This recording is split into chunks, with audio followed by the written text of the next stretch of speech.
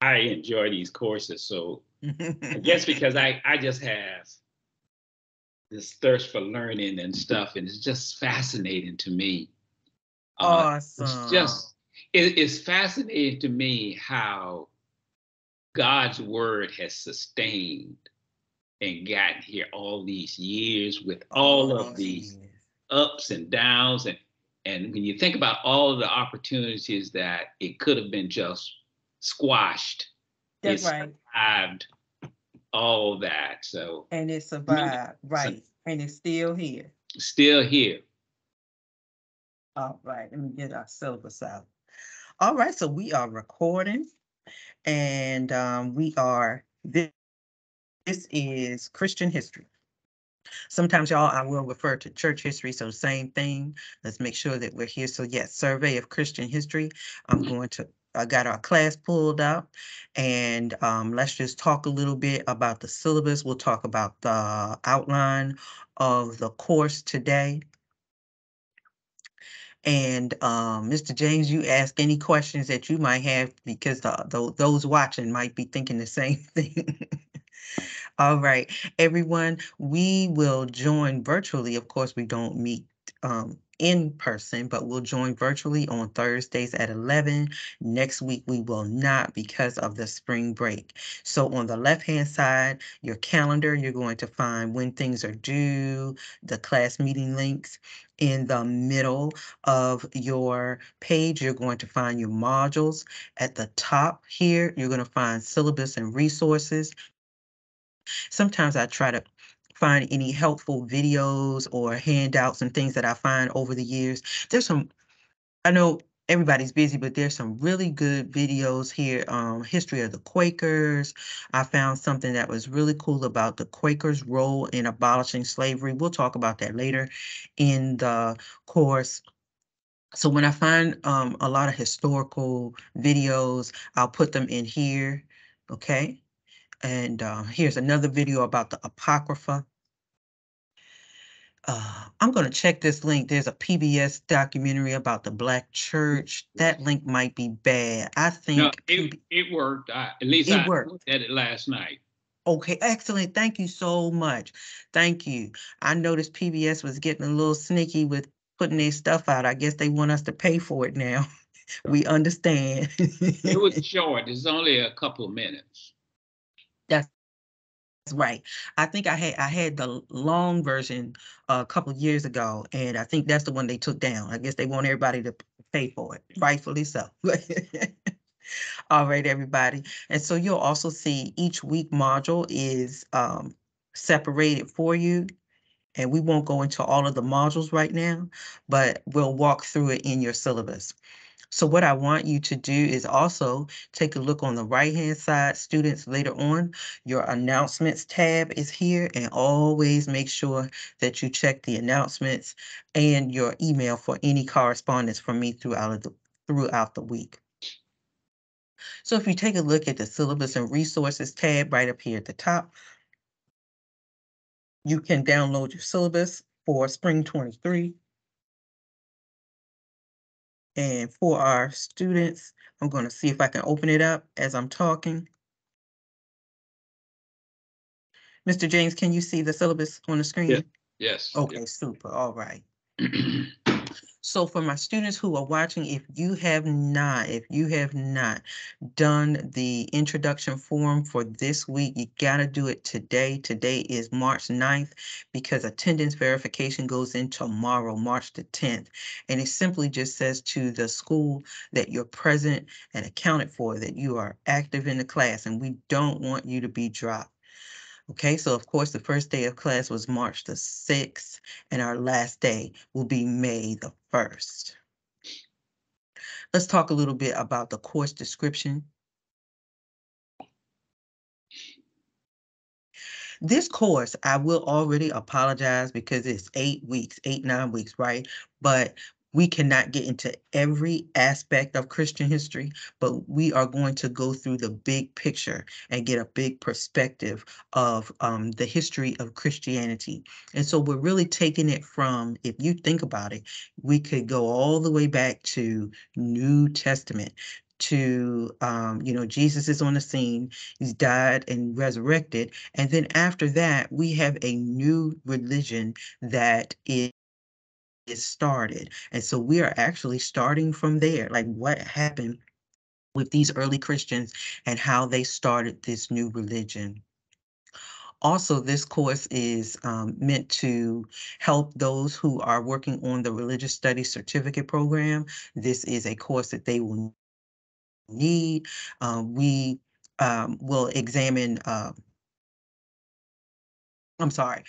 we will examine how the formation of Christianity fits into the course of history. And so throughout this course, throughout the book, you're also going to see how the movement of Christianity, as well as other religions, but of course we're focusing on Christianity, fit with history. And there was never a time in history when it was not evolving, when it was not doing something, when it was not working. Okay. Upon successful completion of this course, here are a couple things that I want you to be able to do. You should be able to know and summarize some key developments and movements from the time of the Apostolic Church. And when we say Apostolic Church, that is the New Testament. So that time after Jesus is on the scene, dies and resurrected, and gives a charge to the disciples to start this new thing. Okay. B, you should also be able to identify a few key personalities who led the church to different theological developments, different thoughts that we still have to this present day. And then lastly, C, you should be able to analyze the social, historical, and political context in which the church grew and it expounded itself into today. Make sure that you pick up your book. You can also use a Bible too. Sometimes we may need it, but we will focus, I don't think I have mine up here. We will focus on Zondervan, Zondervan's Essential Companion to Christian History. That's your textbook. It's by Stephen Backhouse. Okay. Zondervan's Essential Companion to Christian History. And I think you're going to like the text. I will warn you, the textbook gives short explanations. So it's like an overview of Christian history because we don't have time to get into like every movement or chapter on this particular movement or chapter on this century. It's just too much. So you will see that there are just like little tidbits about things throughout history. And it will encourage you that if you want to learn more about that person, learn more about that era, you can always do your own research. All right, let's move down a bit more to how you're going to be graded. If you've been with me before, you know that discussion forums are very important. You will have them weekly. And in your weekly forums, this is a time for us to engage with classmates. And you are going to have a forum that will be based on your reading. And those posts should be at least 200 words. And in your discussion posts, I also want you to engage other classmates. So engage at least 2 other classmates. You're going to have reading quizzes in this course. I have 4. I may have to shorten that to 2. We're going to see how we do with our time frame. Just allow me a little wiggle room there. C, we will have 2 assignments. They're called video summary reflections, and they're like historical videos. And you'll have your links there. You have 2 papers, historical church figure research paper, and that will be on a historical figure in church history. There are so many people to report about. For example, like Martin Luther, Mother Teresa, Tertullian, Cyprian. Oh, there are going to be so many names that we research, and that we'll talk about that you can research. And then there's going to be a topical research paper that comes at the end. This is where you're going to research one topic in church history. Okay, maybe you talk about the Council of Nicaea. Maybe you want to focus on the African church, how Christianity moved into Africa. Maybe you want to talk about, you know, uh, how things were translated. So you will do that for your topical research paper. And that's going to come at the end. That paper should be at least 4 pages double spaced. And then at the end, believe around about May 1st or so, will be your final exam. One thing I want everybody to remember, if you're watching this video, make sure that you jot things down when they are due. I try to make it easy because we start our weeks on Mondays and we end our week on Sunday nights. So that's when I make things due. So for example, this week, your introductory form is the only thing that you need to be doing, and read up on chapter 1. We'll talk a little bit about chapter 1 today, but everything is due on Sunday nights, 11:59 p.m. Now, next week is a little bit different because the way that this course fell in, we fall in with the school spring break next week, so we will not meet virtually next week. And the work that you have next week can be done next week, but technically I can't collect it until March 27th. So it won't be due on that regular Sunday. It'll be due the following Sunday. No, it is not the 27th. It's the 26th, but I got that Monday date, had the wrong date. Okay, I'll change that. All right.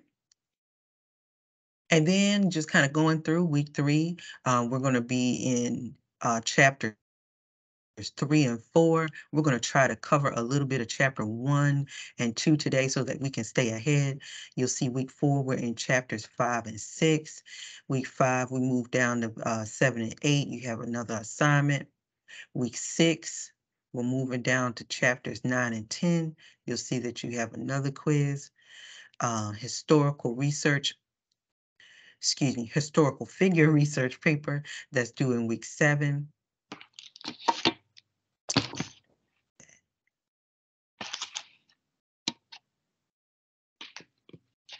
And then week 8, we'll be wrapping it up with your research paper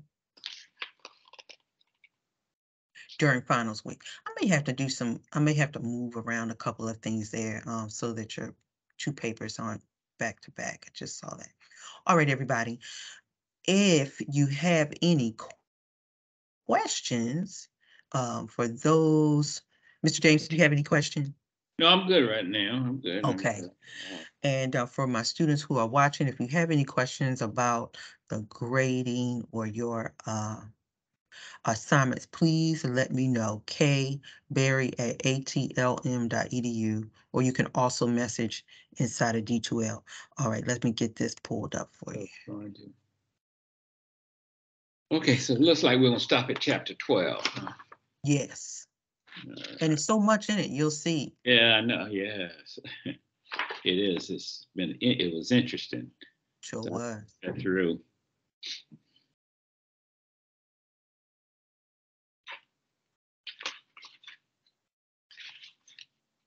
All right, everybody. What I do have a question then on Go right that ahead. figure. Does it have to be between up to chapter 12, or if we find any, it really doesn't matter, does it? It really doesn't matter. It could be anybody in the book, and that's a very, very good question. Thank you for answering that. Because one of the key things that I tell students to do, you can go to the index of your book and you can just kind of thumb through and say, who is this and who is that?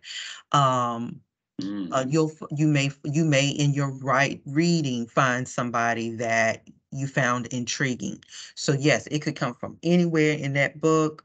And even if the person is not mentioned in the book, that's fine as well, because that's research as well. Okay. So what we're going to do today is I want to see if I can get through chapter 1. We'll do an introduction. to get us started so we don't get too behind with being out next week. All right. So when we talk about Christian history or church history, I kind of use it synonymously. I'm meaning the same thing. Let's go all the way back. Let's go to the beginning. Where does it come from? Where did it get started? How was it birthed? So it all starts with Jesus, Jesus the Christ, Jesus the Messiah. So Christianity or church history, the history of it, we got to go all the way back to who did it, who got it done, Jesus. And so the reason why, so remember also Christianity was born from Judaism, born from Jewish culture. And Jesus was known to the people as God in human form. And so basically those who are maybe taking the New Testament with me, this is taking the New Testament and then moving on. So in order to study the church of Christianity, we first have to understand what was Jesus's main mission, what was his purpose of being on earth, what was his message. And many times in the New Testament, you'll see over and over again, his messages do not contradict. One of the, or the main message that Jesus would preach or mention to the people over and over and over again would be living right, do right, stop sinning. The kingdom of God or the reign or the presence of God is here on earth. And Jesus's purpose of being human in flesh, but also divine, was to walk among the people, to encourage them, to show them a different way. And so there are a lot of common themes in Christianity.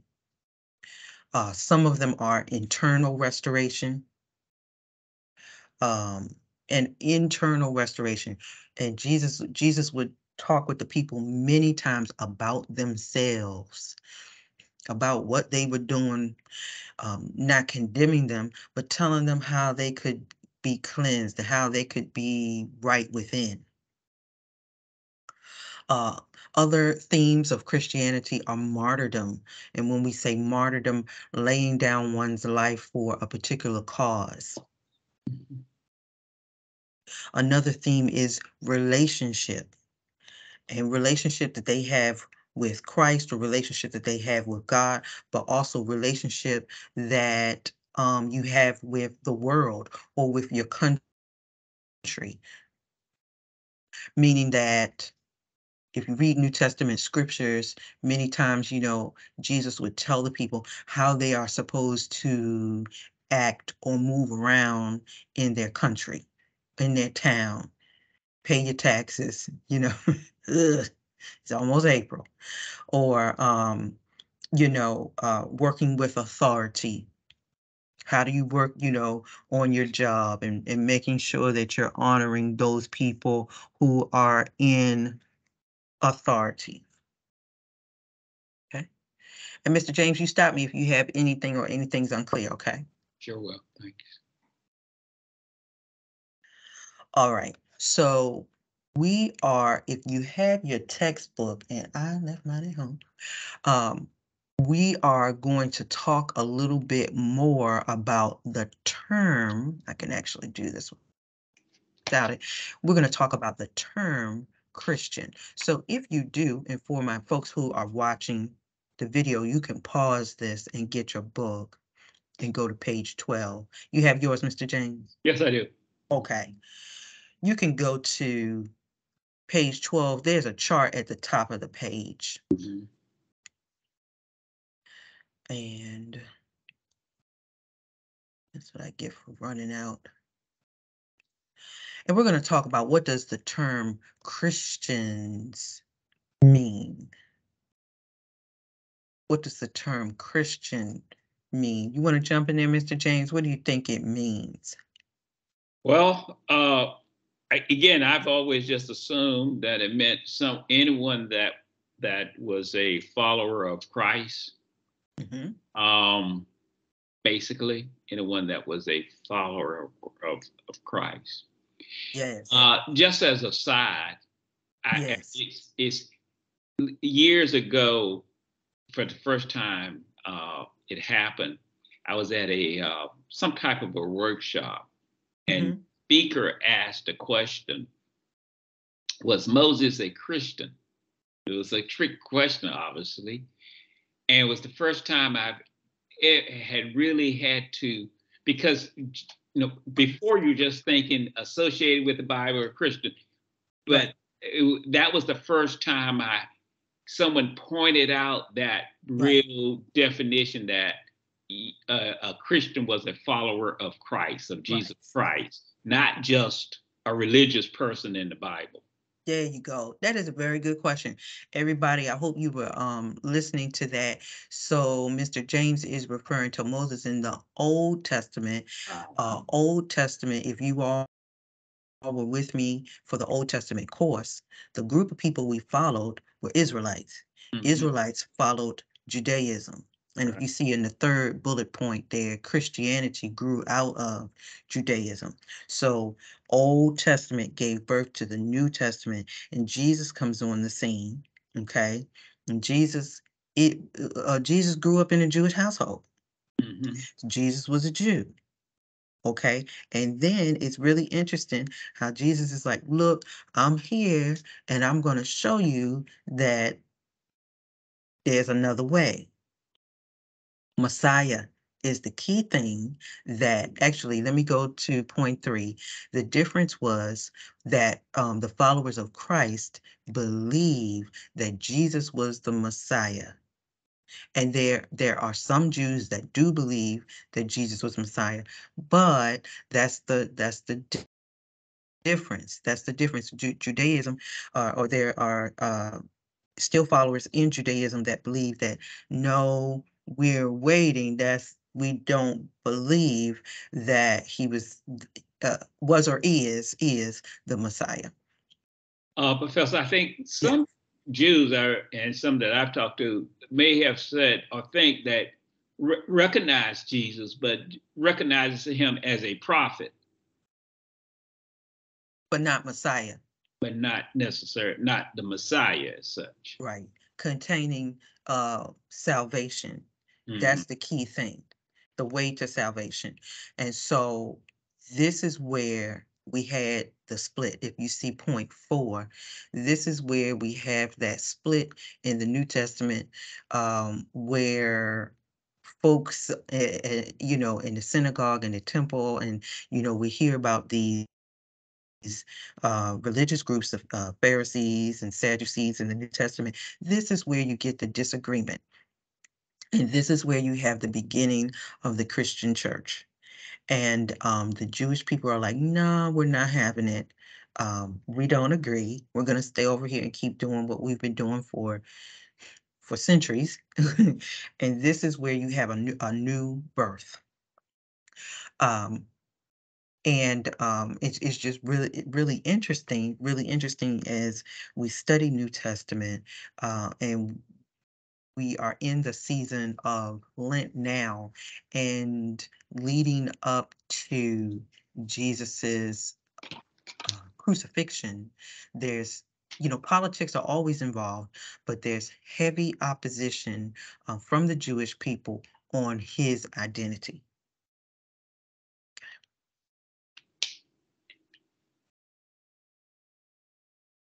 All right. Another thing you can do, if you're watching the video, you can pause right here. You can get your book and go to pages 12 and 13. You can check out those timelines on 12 and 13.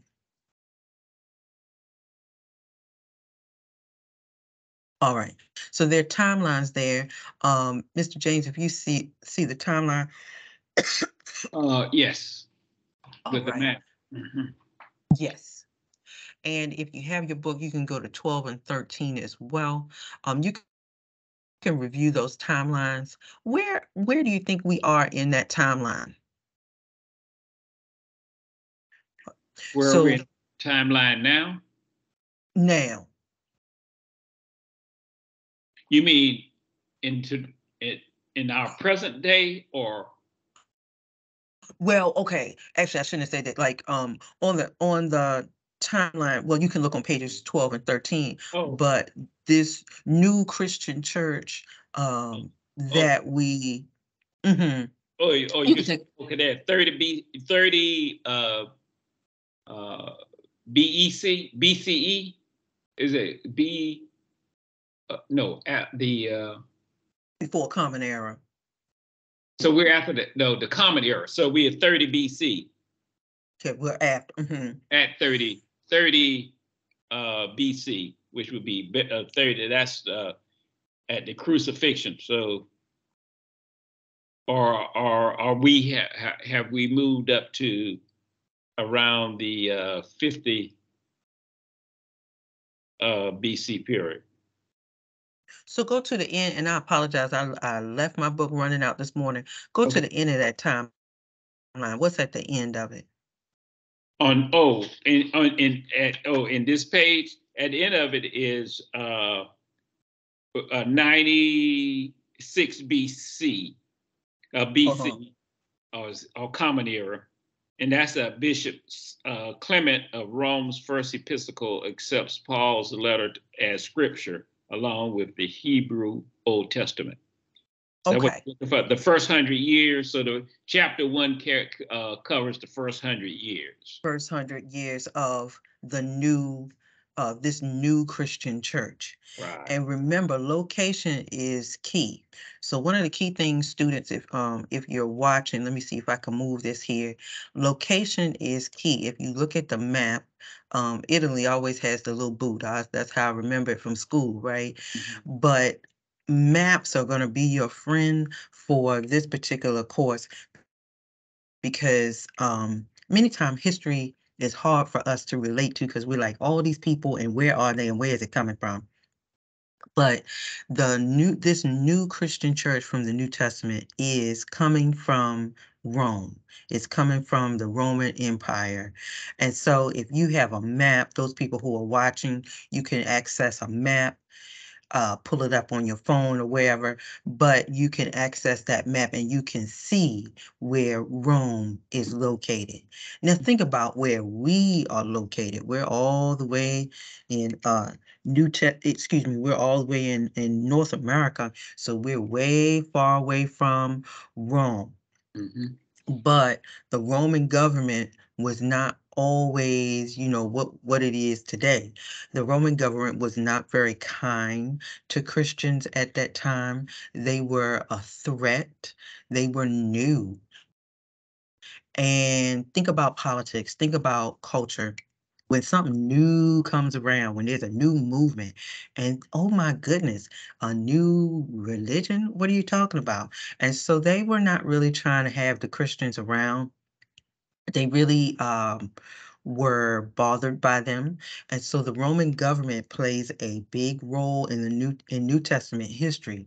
But in around the year 70, Romans occupied Jerusalem and they destroy the Jewish temple. Now that's big, because now you're destroying where they go to worship. Many Jews and Christians had to flee, looking for another place to live and another place to exercise their faith. And we do see this over and over in history, where people are displaced because the powers that be don't like their religion or take away religious freedoms from them. We see this happening time after time in history. So remember that in chapter 1, remember that as we're starting this new religion, location is key. So Rome is the location. The government is not big on them. The government is not liking them. And when the government don't like you and the government's not supporting you, they're going to move the group away. Just a summary here so we won't get too behind. I'll touch a little bit here in chapter 2, where we talk about love and courage. So I want you to think about these new Christians who are steadfast steadfast in their faith and they're trying to spread the word in their community. Christianity is rising and it's spreading, but still the local authorities are not embracing it. Now, remember, they are located mostly in Rome. Mhm. And in Rome, everybody is not practicing Christianity. So there are a lot of worship of local gods. They had a lot of statues there. And now you're getting people that are like, I'm not going to do what the Romans are doing. And I'm not bowing down to your local god. And I'm not bowing down to your statue. And so now we have even more, what's the word? Collision. Conflict. Mm-hmm. Conflict, that's the word. Mm-hmm. Now, over time and in this course, you are going to see power conflicts over and over again. We still have it today. I don't think it's ever going to change because this group want to be in power and that group is upset and they clash or fight. So Ignatius becomes bishop of Antioch. And when he becomes bishop of Antioch, he provided a legitimate authority for the church people. And this helped them. So now I want you to think like, oh, they got a little sigh of relief. Professor.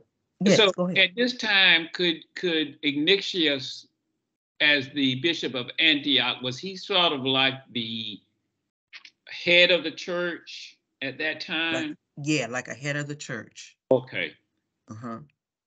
Now, you will see later on, hundreds of years later, we're going to split from that Roman era area. You're going to see that split from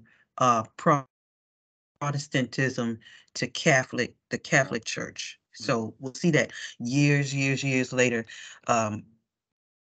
Okay, so let's go right here.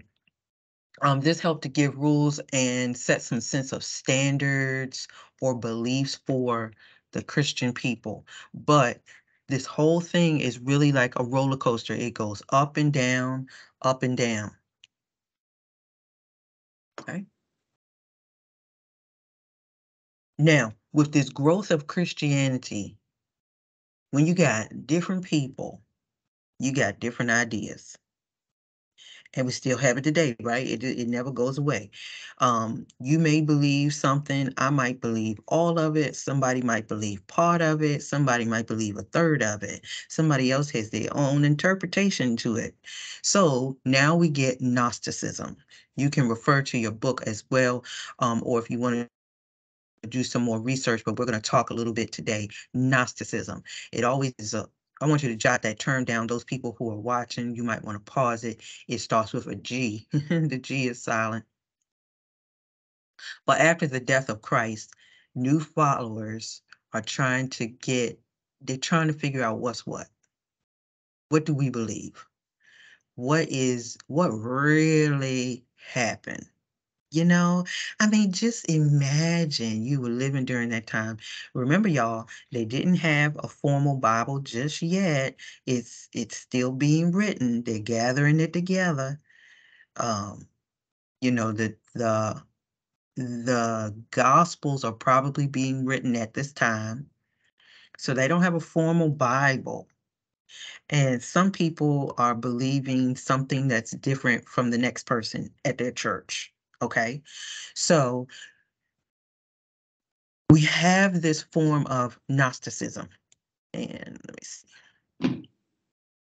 Okay, there we go. Gnostics, some folks claim to be Gnostics. And Gnostics they claim that they have this secret knowledge that came directly from either the disciples, that came from the disciples that walked with Christ. So remember now, during this time frame, these folks could have known disciples as their friends or family members, or I knew Mark. Maybe they lived in their area, okay, and they claimed that they had secret knowledge that came directly from the disciples. They're like, look, come to us because we know the real deal. Now, I want you to imagine how really, if they did get real information from the disciples, Now they think they think that they are ruling it as opposed to these other people. Let's say the other people at their church who, and I'm calling it church, but they didn't necessarily call it that at the time, but maybe other people in their area that were followers of Christianity, but they didn't know a disciple personally. So they feeling like, okay, I got all the knowledge and you need to come to me.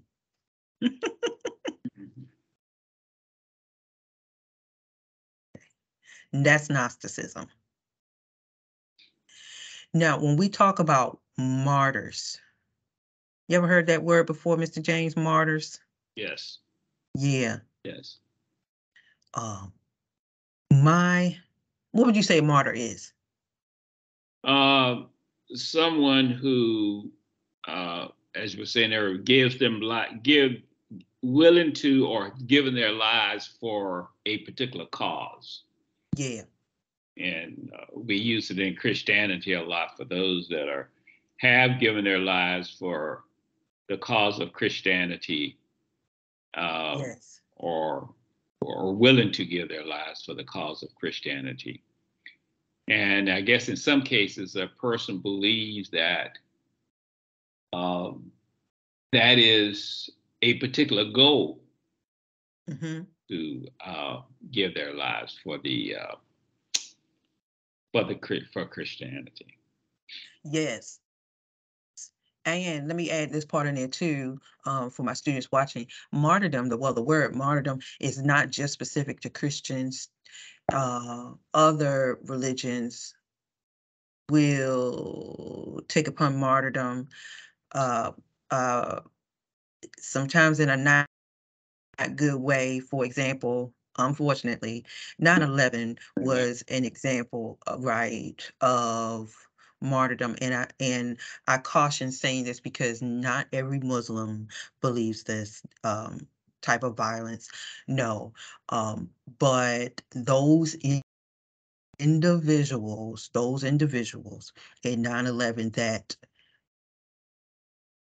what's the word? Were masterminds behind this, thousands and thousands of lives being killed in New York and Pennsylvania, and what was it, DC, on those planes going down. They saw themselves as martyrs. Okay. And I always want to preface that that was those individuals, and it is not it's not indicative of all who follow the Muslim faith. Surely not, no. So the early church was restless. Yes. Again, sometimes this teaching and it happens a lot of times in cult type mentality.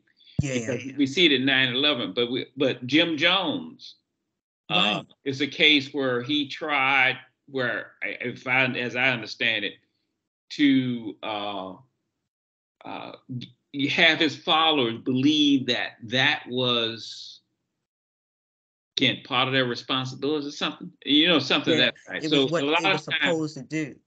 People who are on that fringe of cultish type thinking of any particular faith, will lead people to believe that that righteousness is found through that martyrdom.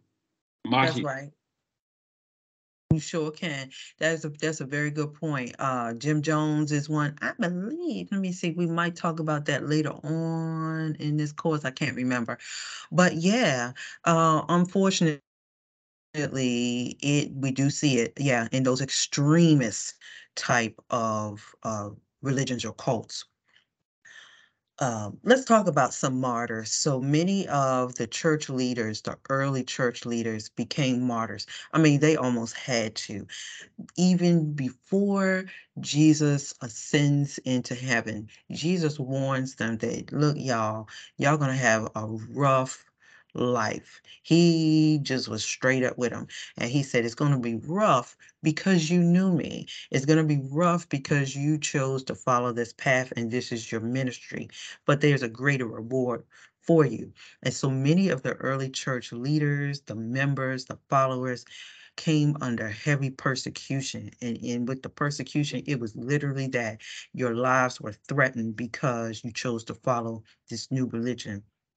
Some of them stood up. I don't blame, and you know what? I don't blame anybody for.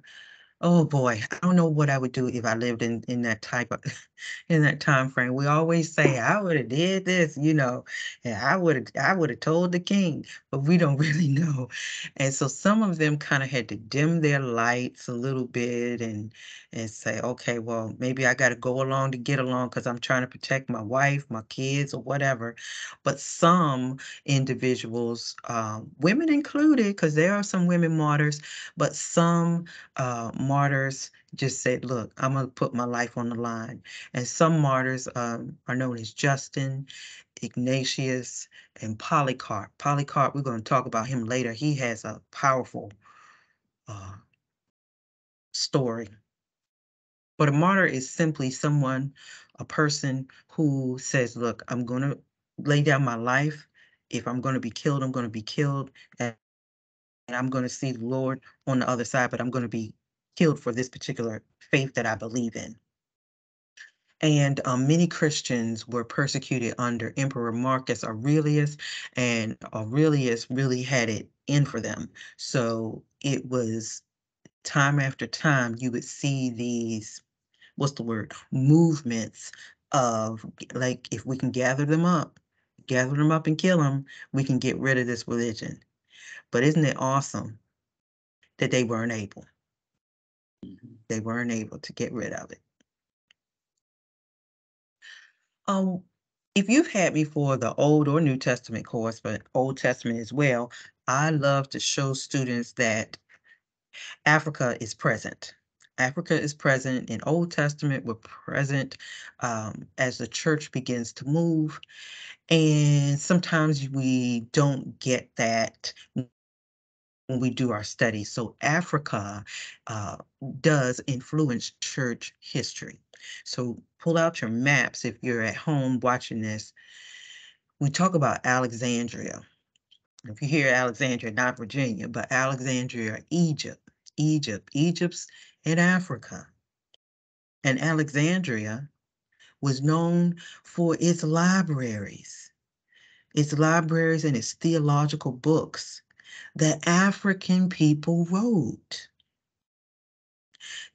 Africa had both Christian and Jewish culture. And I want you to note also that Christianity had a presence in Africa before the wonderful missionaries from over here in North America decided to make their way over there. Mm-hmm. Mm-hmm. And see, that's the key thing. Don't let folks tell you, oh, the white people brought Christianity. No, the African people knew it already. They knew it already.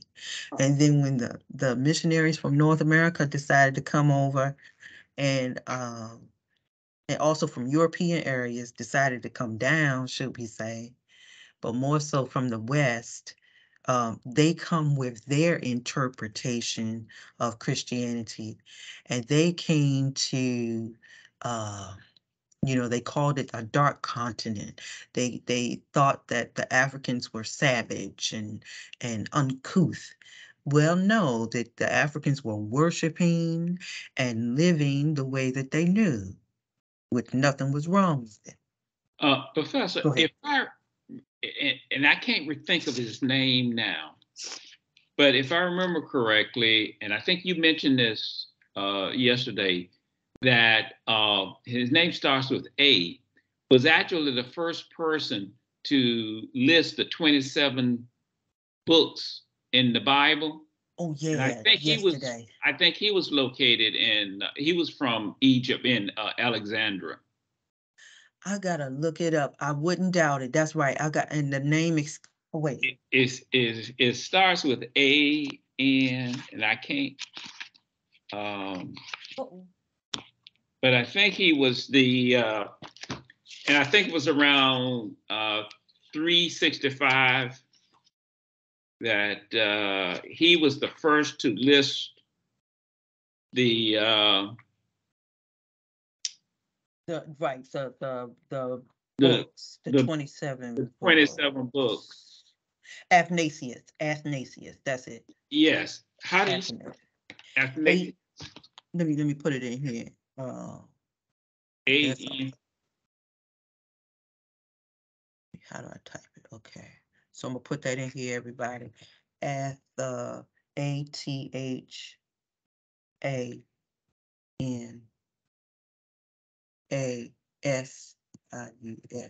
Athanasius.